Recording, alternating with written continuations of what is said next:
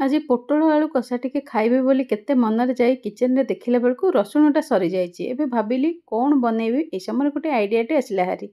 जेहेतु वर्षा होची दही केही भी घरे खाऊना दही भी रखा है तो भाविली पोटल आ दही की मिसेकी कौन गोटे रेसिपीटे बनैबी। एबे पोटल को चका चका करी काटिदेली आ काटी सारी ताकू लुण टिके पकई ताकू गोल्डन ब्राउन होबा जाए भाजी नेली।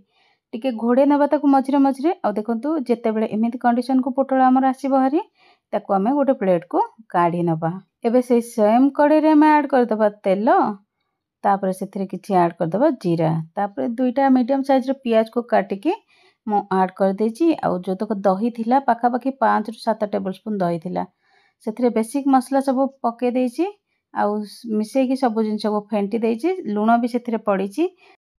बेसिक मसला तो सब आपण माने नॉर्मली जानिथिबे धनिया पाउडर जीरा पाउडर हळदी पाउडर लंका गुंड ये सब बेसिक जिनस मसला आपण माने देखिथिबे ता सारे लूण भी सेथिरे पकेछि।